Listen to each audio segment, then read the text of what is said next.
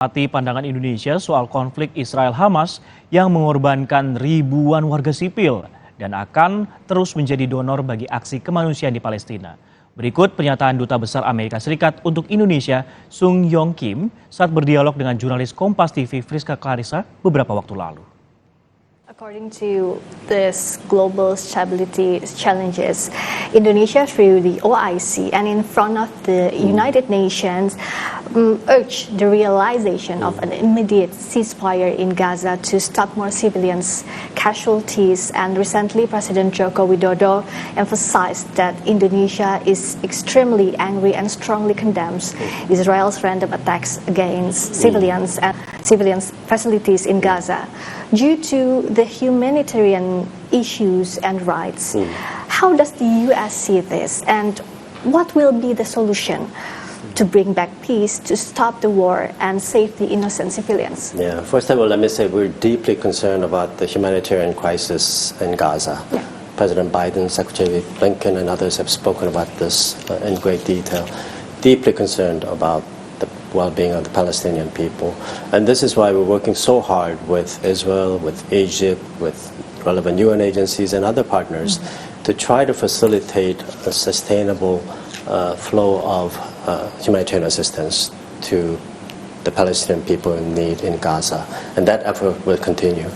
I should note that the U.S. has long been the largest donor to the Palestinian people, and that will continue as well. That said, I think we can agree that terrorism is unacceptable, and we should condemn terrorism when it happens. In regards to any type of pause, I would refer you to what President Biden said just recently about the importance of thinking about humanitarian pauses to allow for the flow of humanitarian assistance.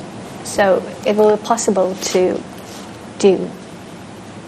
Well, I think we're going to do everything possible to help the Palestinian people in Gaza to make sure that they receive the humanitarian assistance they need, and that the humanitarian assistance that we're sending is not diverted to Hamas. And so it's a complicated situation, as you know. So we'll have to work very closely with our partners there, including Egypt, Israel, and UN agencies, to make sure that the assistance is going to the people who need it.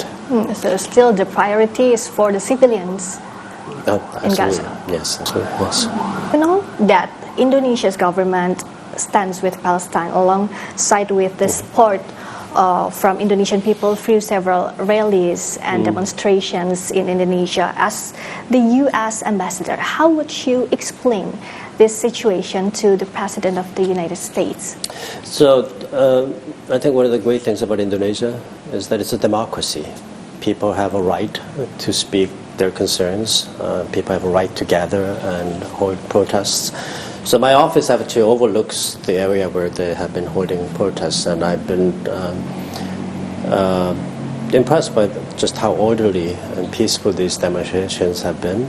And I appreciate the cooperation that we're getting from the Indonesian law enforcement agencies here. But, people have a right to speak and share their concerns publicly, and I respect their right.